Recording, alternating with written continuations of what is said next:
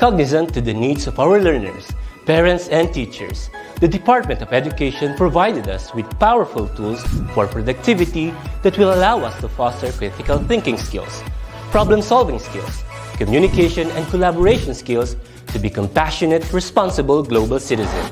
Join us and discover new ideas in our series of professional development training program with the ICTS Edtech Unit and Microsoft Education Philippines. Together, we will equip our learners and empower our fellow educators for a dynamic future.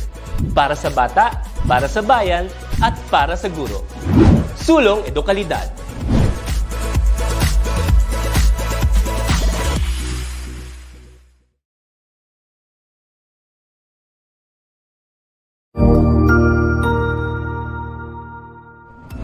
Magandang araw, Sir Wilbur po, at your service.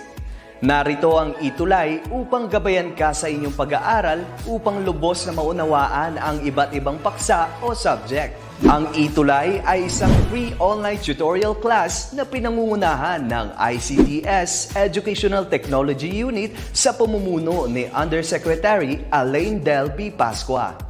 Ang programang ito ay hindi lamang para sa mga bata, kundi ito rin ay magsisilbing gabay sa mga magulang at mga guro kung paano nila ituturo o gagabayan sa bawat asignatura ang kanilang mga anak o mga estudyante. Sa kasalukuyan, ang self-learning module mula sa rehiyon ng Calabarzon at kilala sa tawag na pivot ang ginagamit sa ating ETUlay online class. Kaya ano pang hinihintay ninyo? Ihanda na ang inyong mga ballpen o lapis, papel o kwaderno at samahan kaming itulay ang pagkatuto para sa bawat batang Pilipino. Sama-sama tayong magtutulungan para malampasan ang mga hamon sa panahong ito. Halina't matuto kasama ang inyong online tutor sa oras na ito.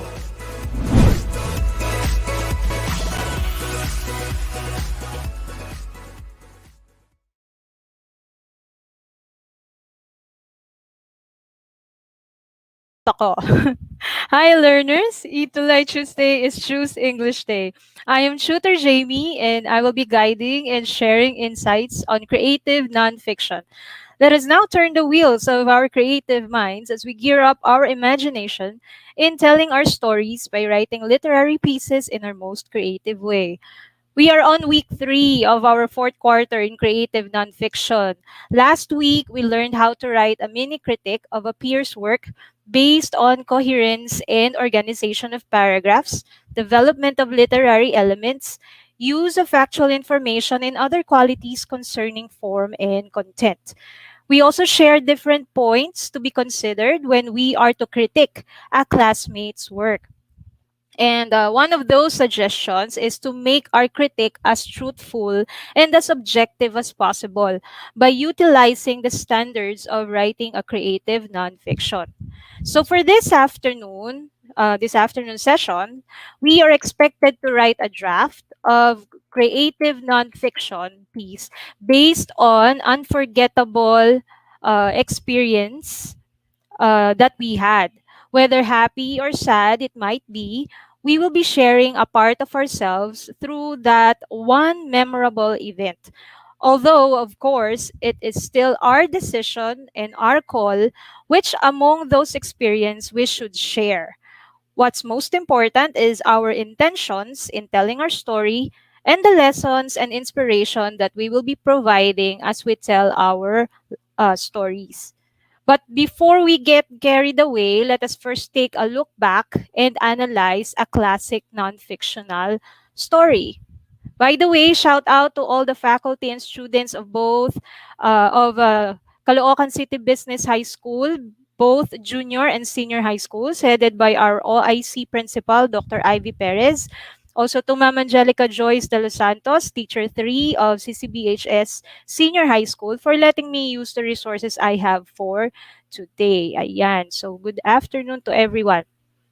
So again, let me just read out our objective for the day. At the end of this lesson, we are expected to write a draft of creative nonfiction piece based on the learner's memorable real life experience. So parang MMK tayo or magpakailanman, no? So again, we have to look back and try to analyze a non-fictional story, no? Me, I am very fascinated about this non-fictional story, no? The Diary of a Young Girl. I actually bought a book about this, no? Kasi I'm very fascinated with how she was able to survive a very scary time in the history of humankind, and yet managed to be able to publish a book, no? So the Diary of a Young Girl is actually a story of Anne Frank, who is uh, a Jewish girl. She was like 12, 13 years old when she started to do a diary. No, literally diary talaga niya to. So before we give other backgrounds of this non-fictional story, these are the guide questions that we want to answer as we read uh, the the story, or we try to look into an excerpt lang, a piece of the Diary of a Young Girl. So the first question would be, why did the author decide to start a diary? The second is, how do you think writing diary entries helped her during that time? And then we would also like to know if the significant events during the war where she narrated her story, or she made her diary. And then how do you think her diary helped in delving or burying or like getting all the factual events that happened during that war or during that war? Okay, so later on I will again flash the questions, and I hope our participants, yung mga kasama ko ngayon, my co-teachers, my classmates sa Masters of Arts, Master in Arts in Teaching English sa Metro Manila College, also yung mga kasama ko po sa CCBHS, and all other teachers and learners and parents to give their comments. No, don't be afraid to give out or share your comments, your answers to the questions later on. Ayan. Okay, so let's begin. The Diary of a Young Girl. Ayan. Let me read it to you, no, because this may come a little bit small. The text may appear small to your screen. So, paper has more patience. This was written on a Saturday in June 20, 1942. Paper has more patience than people. I thought of this saying on one of those days when I was feeling a little depressed and was sitting at home with my chin in my hands, bored and listless, wondering whether to stay in or go out. I finally stayed where I was, brooding. Yes, paper does have more patience, and since I'm not planning to let anyone else read this stiff backed notebook grandly referred to as a diary, unless I should ever find a real friend, it probably won't make a bit of difference. Now I'm back to the point that prompted me to keep a diary in the first place. I don't have a friend. Let me put it more clearly. Since no one will believe that a 13-year-old girl is completely alone in the world, and I'm not, I have loving parents and a 16-year-old sister, and there are about 30 people I can call friends. I have a throng of admirers who can keep their adoring eyes off me, and who sometimes have to resort to using a broken pocket mirror to try and catch a glimpse of me in the classroom. I have a family, loving aunts, and a good home. No, on the surface, I seem to have everything except my one true friend. All I think about when I'm with my friends is having a good time. I can't bring myself to talk about anything but ordinary everyday things. We don't seem to be able to get any closer, and that's the problem. Maybe it's my fault that we don't confide in each other. In any case, that's just how things are. And unfortunately, they're not liable to change. This is why I've started the diary. To enhance the image of this long awaited friend in my imagination, I don't want to jot down the facts in this diary the way most people would do, but I want the diary to be my friend, and I'm going to call this friend Kitty. Our lives were not without anxiety. Since our relatives in Germany were suffering under Hitler's anti Jewish laws after the pogroms in 1938, my two uncles, my mother's brothers, fled Germany, finding safe refuge in North America. My elderly grandmother came to live with us. She was 73 years old at the time. After May 1940, the good times were few and far between. First, there was the war, then the capitulation, and then the arrival of the Germans, which is when the trouble started for the Jews. Our freedom was severely restricted by a series of anti Jewish decrees. Jews were required to wear a yellow star. Jews were required to turn in their bicycles. Jews were forbidden to use streetcars. Jews were forbidden to ride in cars, even their own. Jews were required to do their shopping between 3 and 5 p.m. Jews were required to frequent only Jewish owned barbershops and beauty parlors. Jews were forbidden to be out on the streets between 8 p.m. and 6 a.m. Jews were forbidden to go to theaters, movies, or any other forms of entertainment. Jews were forbidden to use swimming pools, tennis courts, hockey fields, or any other athletic fields. Jews were forbidden to go rowing. Jews were forbidden to take part in any athletic activity in public. Jews were forbidden to sit in their gardens or those of their friends after 8 p.m. Jews were forbidden to visit Christians in their homes. Jews were required to attend Jewish schools, etc. You couldn't do this and you couldn't do that, but life went on.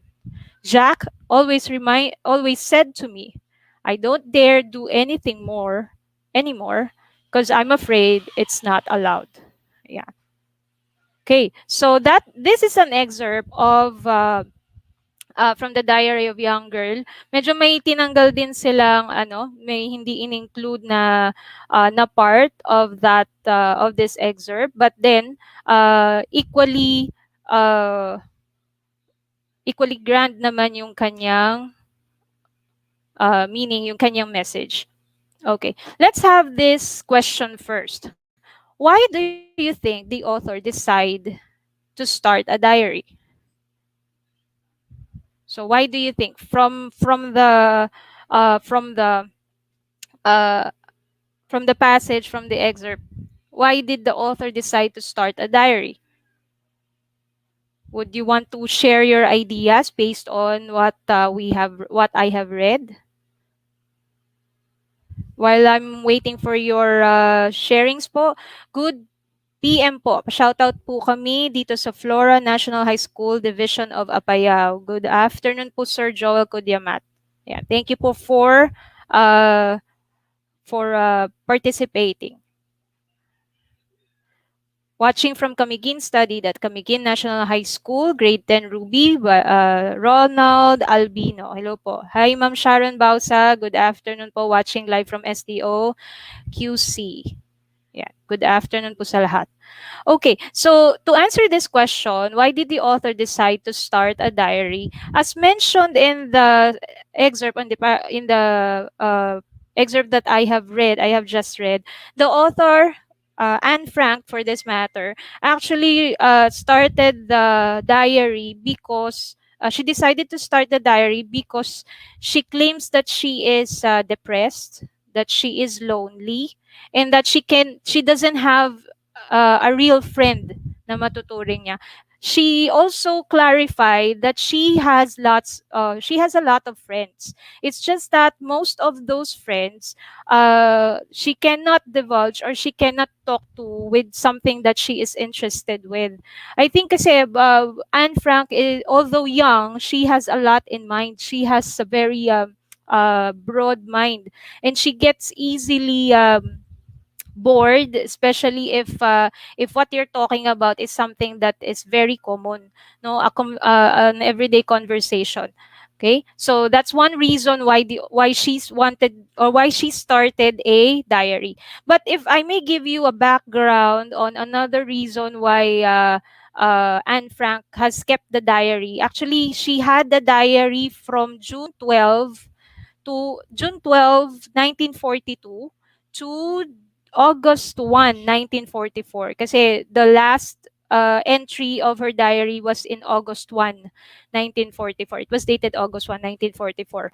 Okay. And then one reason also that she started to do the diary or to keep the diary for that long is because during that time when the Netherlands, she's Dutch the Netherlands is under the Nazi rule.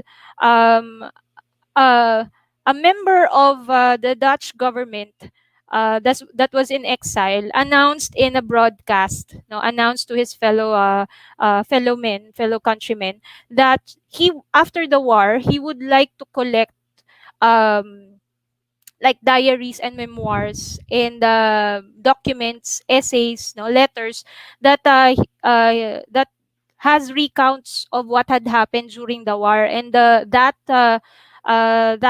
officer or that member of the government would want to collect those letters, those diaries, and all para maging isang libro. And the that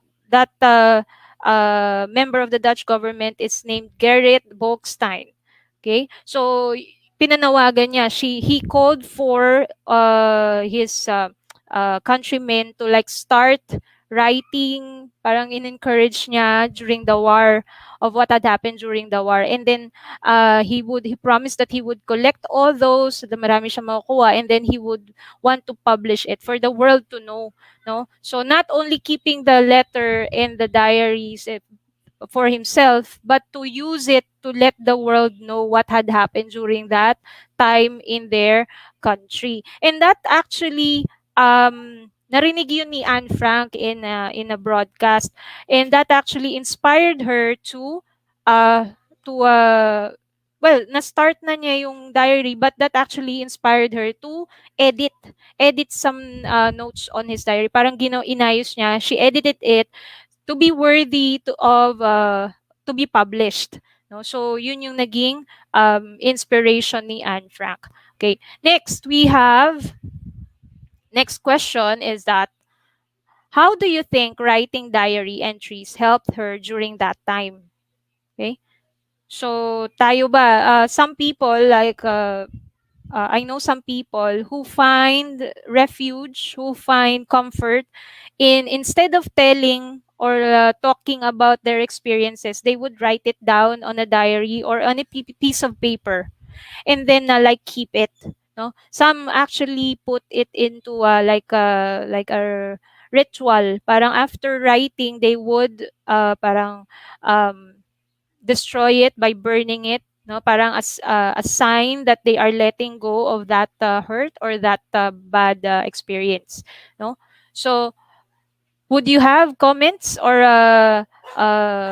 thoughts about this question? How do you think writing diary entries helped her during that time? While waiting, hello po, Ira May Comora of Maligaya National High School, grade 12, GAS. Yan. Hello po sa inyo.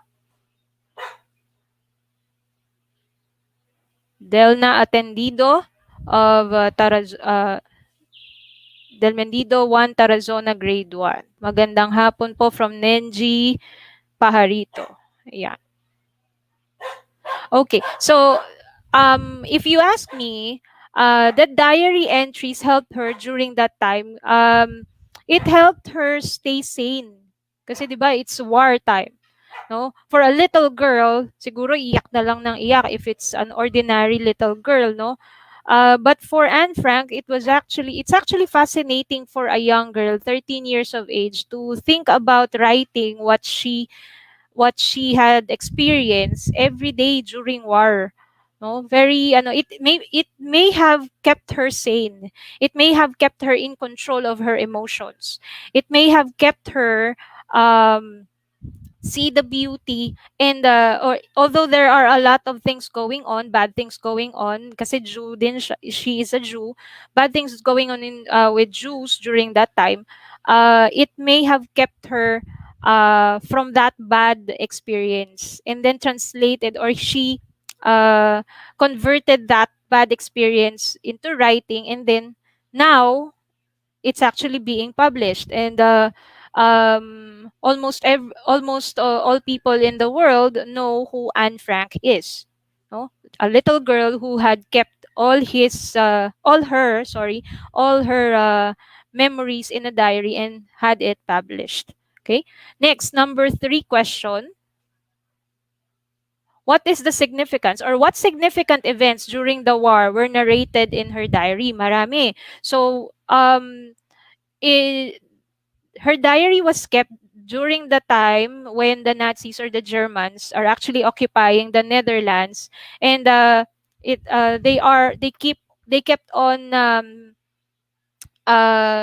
kept on making Jews' lives hard. No, mahirap na nga, mas lalo pa nilang pinahirap. If we may go back um to that page. Yeah. So if we may look at this, so after the pogroms, these are the significant events that had happened during those times when she wrote the diary. After the pogroms in 1938, so there is a pogrom. There are pogroms happening during that time, 1938. When we say pogroms, I looked it up, and it means that it's actually a violent riot. It's a riot wherein its objective is to murder an ethnic group.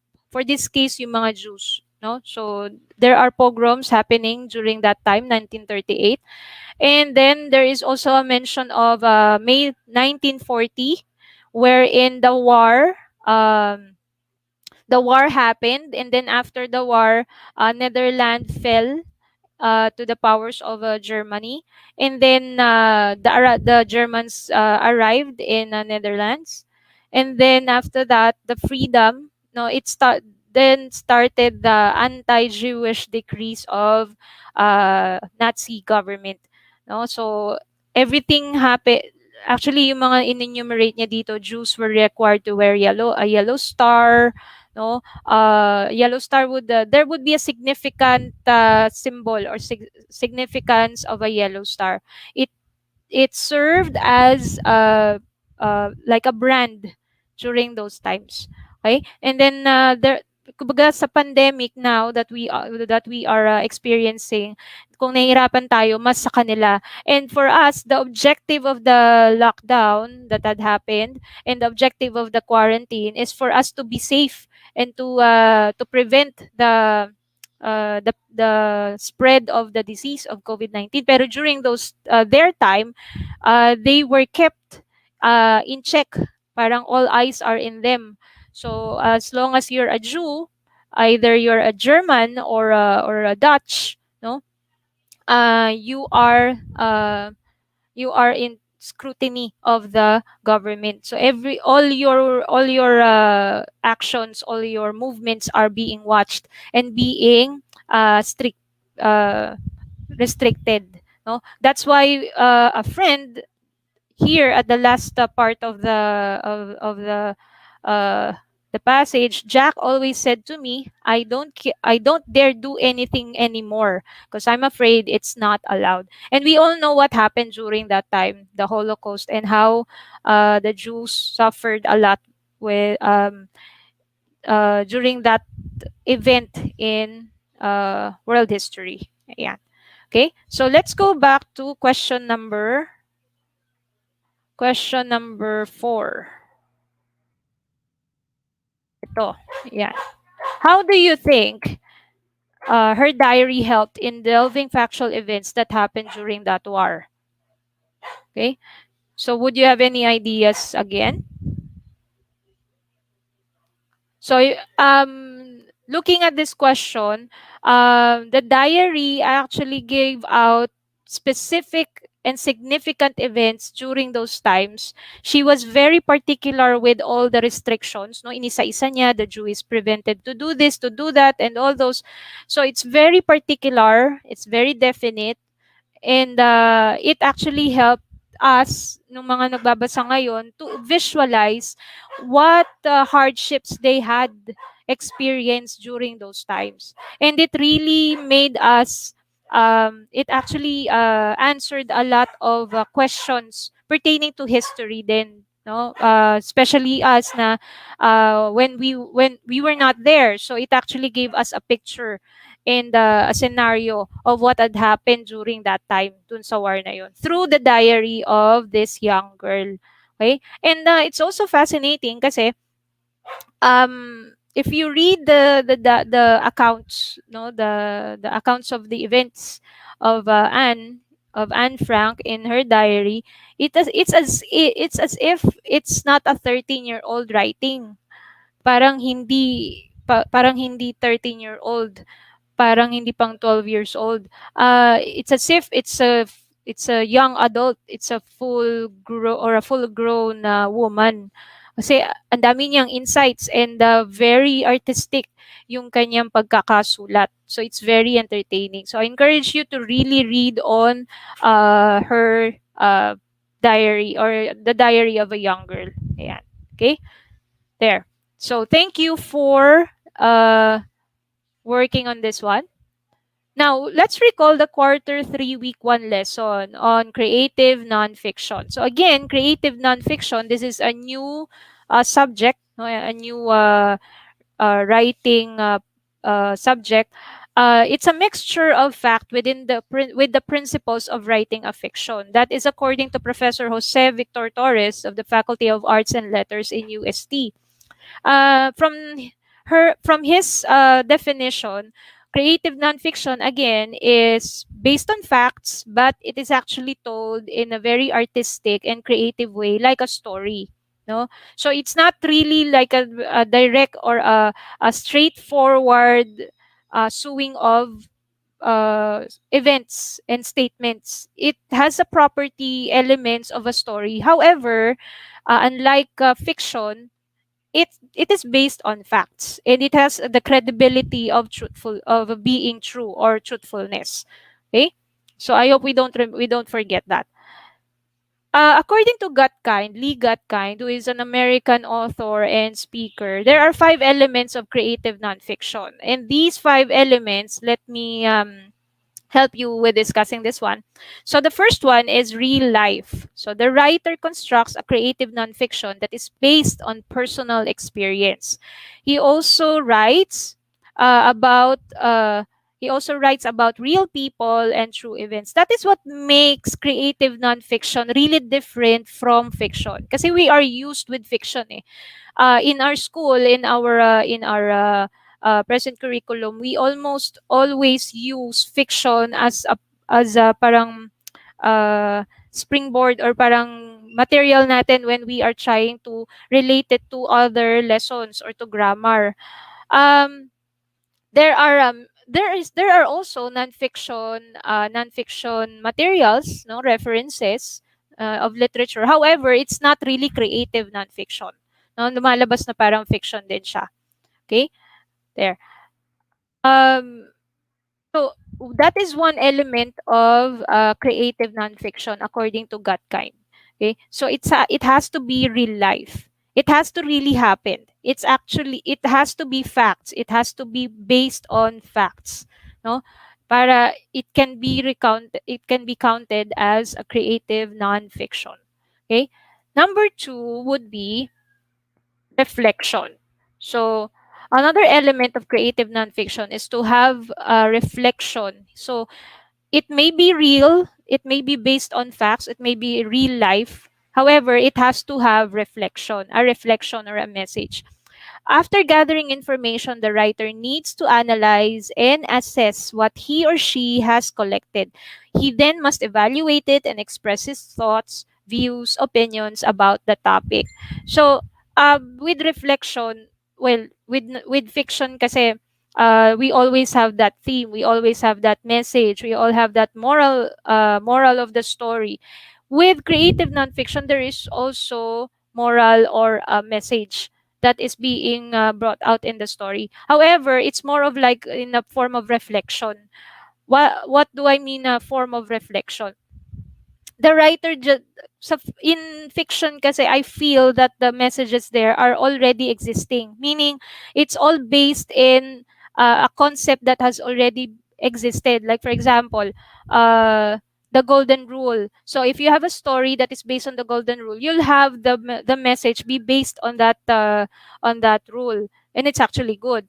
With reflection kasi sometimes it's more of like subjective, it depends on how the writer sees the events in the creative nonfiction, in the nonfiction piece, sees it through himself. He or she may apply it to what she or he had experienced or other people had experienced. Especially if I think it's also uh, harder to put in a reflection if the nonfiction that you are working on is about another person's life, because you may have a different reflection from what that person had for himself or for herself. um his thoughts may be different from from you, from the writer. No, that's why it's challenging. But if it's and I think it's more expressive, it's more it has more sense if the reflection comes from within you and you are telling the story yourself, no, kasi diretso na, you have your story and then you have your reflection of what is the significance of that, of this story, of this experience in my life, and how will I share it to other people. Yon. Okay, next would be the third element would be research. Because this is real life, it has to be based on research as well. It's one of the proofs or the where you get the credibility of your real life situation, especially if you are going to work on a biography, another person's life. No, so you have to do research. The writer needs to conduct research to learn about the topic. Even if a writer is crafting a personal essay, he will need to complete secondary research, such as reviewing a personal journal or primary research. So everything is research. Hindi pa rin talaga naaalis siya, no? And it makes sense kasi nga when you're talking about real life, you'll have to have credible evidences, and you can do that by working on your nonfiction and base it on research. Next is number 4, reading. The writer must get sufficient information by rereading the composition. A lot of authors and a lot of quotation that I have read uh, would really encourage people to read. No, if you really want to be an author, it's not enough that you are a good writer. First and foremost, you have to be you have to be a wide reader. No, you have to really love reading. It's for you to gain more knowledge, gain more perspective, point of view, and to also have to study your styles, the styles that you would like to embark as an author. Okay, there. And with the nonfiction, you have to get sufficient information. Next is writing. So again, you just don't have to be a wide reader. Although kasi you're a wide reader, but then you are poor in writing, it doesn't make sense. So these two has to go hand in hand. You're a wide reader and also you're good in writing. So if you are not good at those two, maybe you want to consider, or maybe we would want to consider uh, improving our reading and our writing. So writing creative nonfiction is both an art and a craft. The art of creative nonfiction requires that the writer uses his talents, instincts, creative abilities, and imagination to write memorable creative nonfiction. Okay. Now, these are guidelines for writing creative nonfiction. So the first one is to get your facts straight. So this actually coincides with the elements of gut kind. Like it has to be real life. It has to have reflection. So for you to show that it really happened in real life, you have to get your facts straight. Dapat coincide. Dapat it should be aligned to what the history is saying or what the history has recorded. Yeah. Okay, especially again if you're writing someone else's story. Next, issue a disclaimer.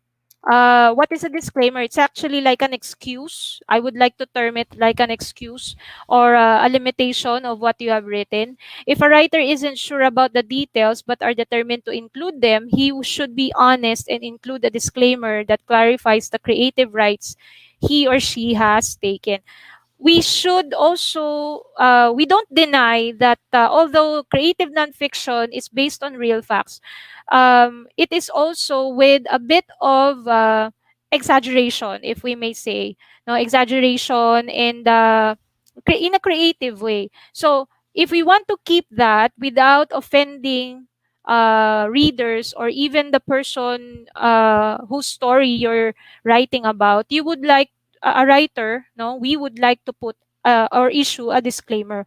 We should be honest that some of the facts or some of the statements or the information or the lines that you have included may have been on your by your own opinion or your own imagination lang for creative purposes, not really to change not really to change the facts and the truthfulness of the story. Okay. Third, consider the repercussions. Of course, we have to always be open with we always have to be open with opinions, no, criticisms. Kasi if we try to block them, baka hindi rin maging helpful sa atin as writers, no. Relationships have been both strengthened and destroyed as a result of authors writing the details of other people's lives without their permission. So this is very important. So as much as we would like to really create a very good, a very creative, and a very unique creative nonfiction piece, we also have to consider the privacy of the people whose stories we are sharing. No, even ano mo pa yan, kaibigan mo pa yan, or even if that is a very close person or a significant person to you, you still have to ask permission. No, with if you want to use uh, their story, no, in your piece there.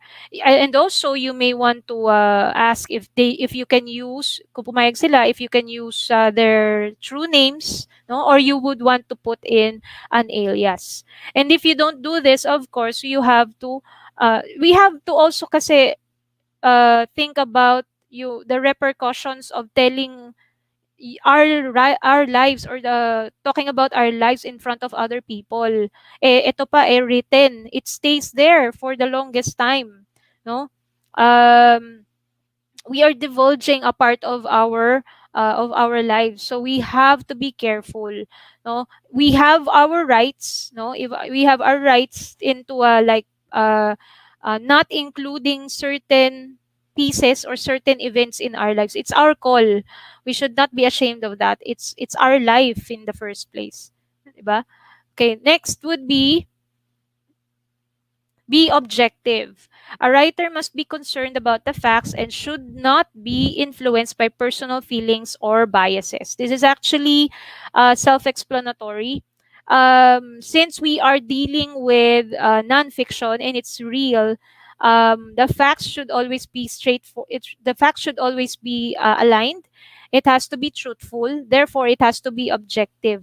And especially when we are talking about other people's lives, we should not be giving a lot of our personal feelings or biases because it would be something, it may be the cause of the downfall of our peace.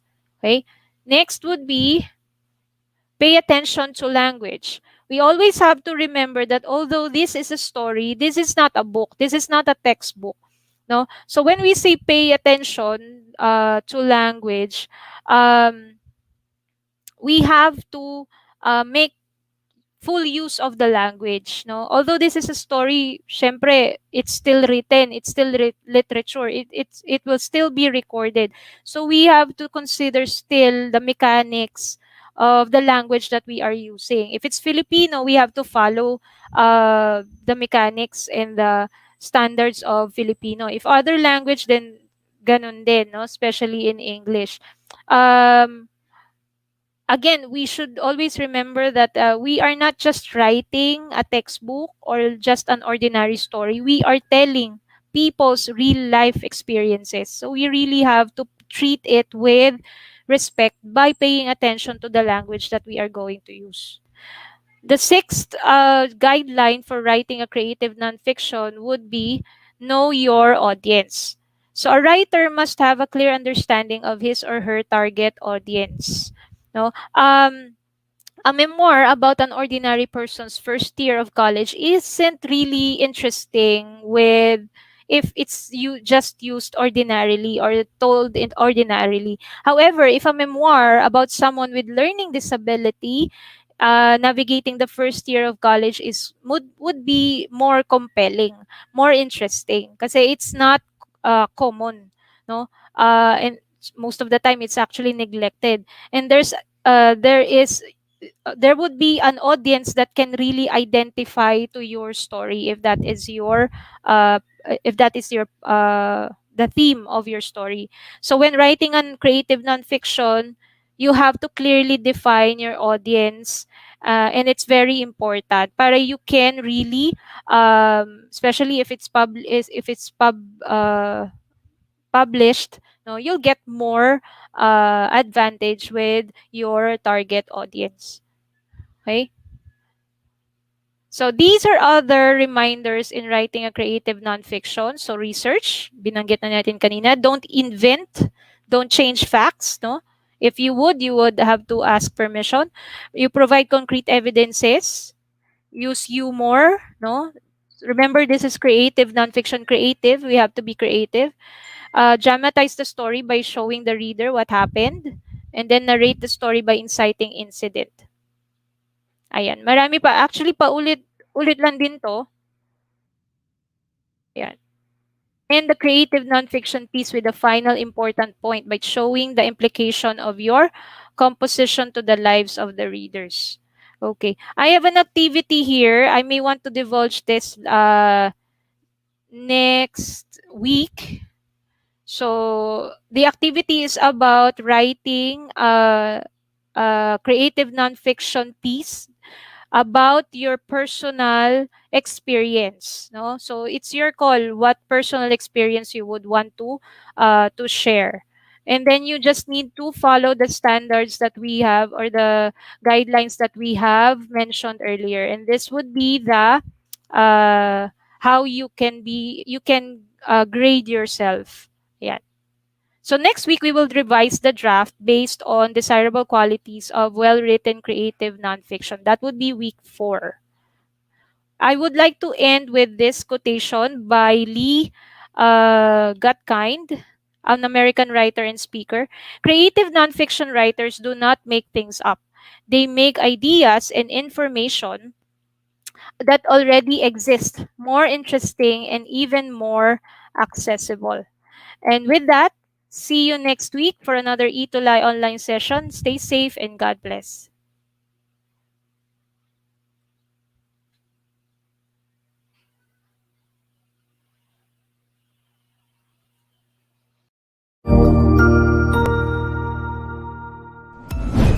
Sigurado ako na marami ka na namang natutuhan sa ating ETUlay tutorial session ngayong araw.